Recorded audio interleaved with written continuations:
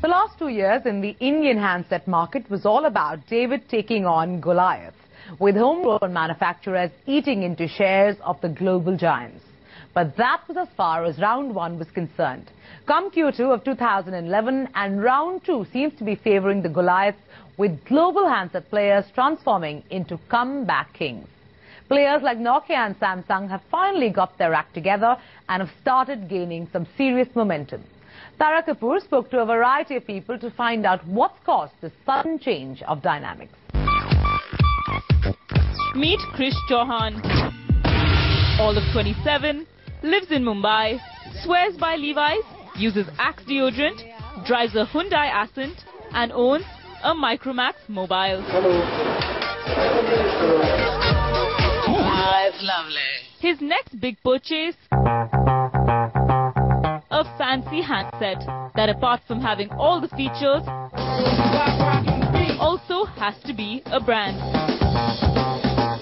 He's upped his budget and is ready to dole out a smooth 10 to 15,000 for it. And he isn't the only one.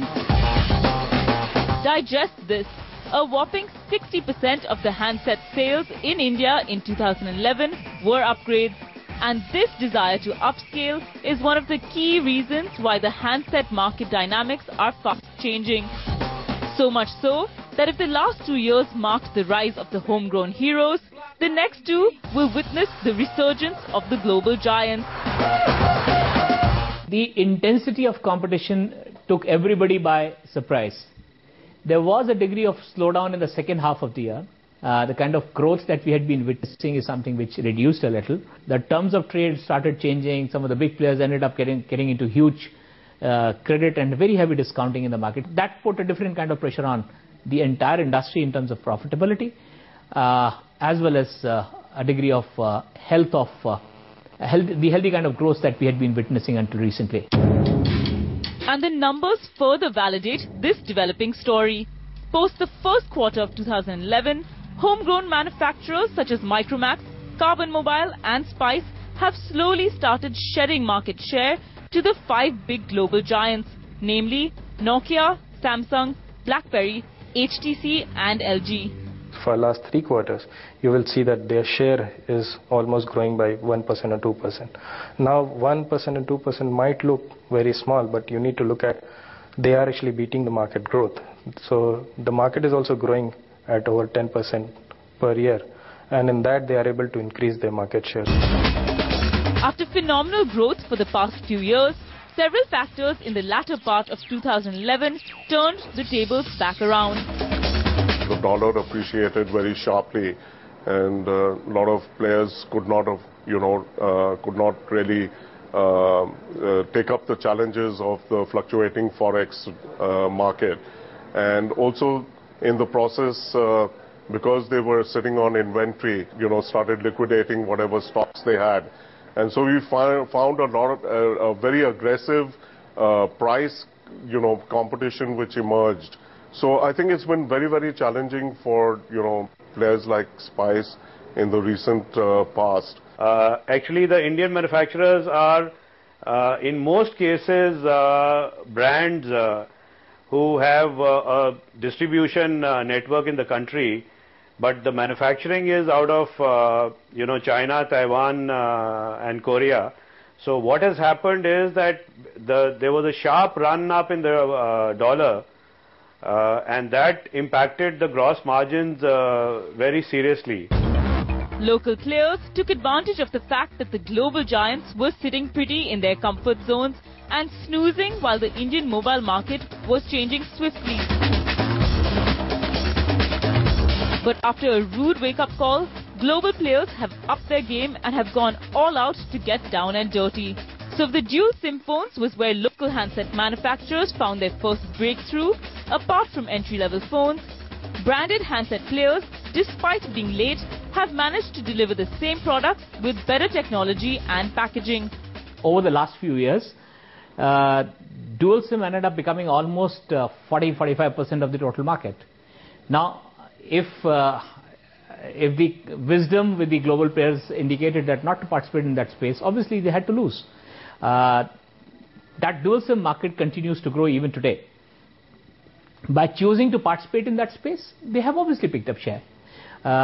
What has happened to the homegrown players like us is we have continued to grow on volumes, but with the kind of intensity of competition that we are seeing, the values and the value realizations have eroded. If I take the dual SIM examples, it was not just about introducing another dual SIM in the market. It was about significantly enhancing that user experience with a dual SIM device. Traditionally, consumers have had to switch off the device, remove the battery to change their second SIM card. Here we gave them an easy swap, which is a door at the side of the phone, where they could just easily exchange the SIM cards without switching it off. Add to that, with the handset market getting more and more cluttered, differentiation has become quite difficult for local players, and the need for them to invest in R&D has increased significantly. But therein lies the problem. If these homegrown brands invest more in their back end, their entire cost structure goes for a toss, which in turn impacts their key selling point, pricing. Go forward, we believe in this industry, to sustain yourself, you have to bring relevant innovation every day. The industry will have many players, but the guys who will grow are who bring innovation, relevant innovation, products and services. If the differentiation is only price, and there's no technology innovation, which is a very big differentiator, then I would say any brand would be under a certain amount of pressure on that account. And I would say some of the local players might be facing that issue at this point of time.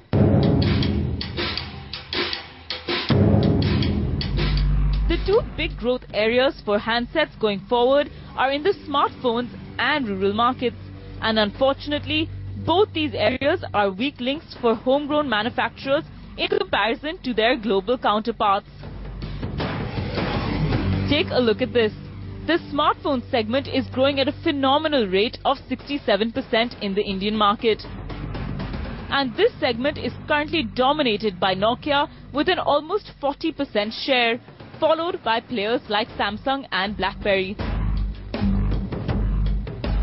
The challenges in terms of getting the entire image of the brand into getting consumers to accept the entire value proposition, even in the smartphone segment.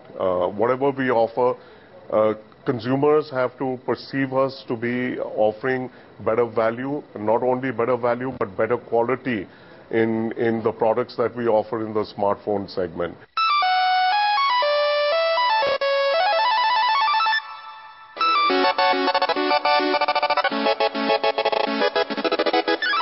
While the smartphone market may still largely be an urban phenomenon, the other area where local players have fallen behind is in rural terrains.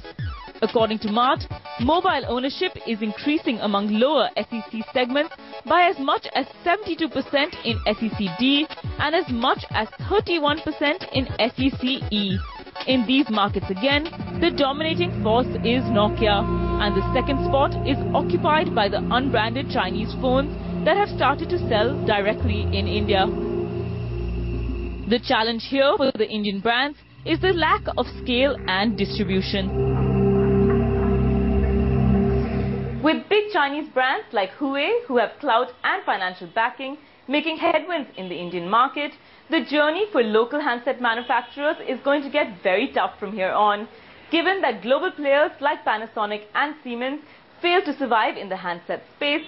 One thing's for certain, the dream run for the Micromaxes, Carbons and Spices of the world is definitely over.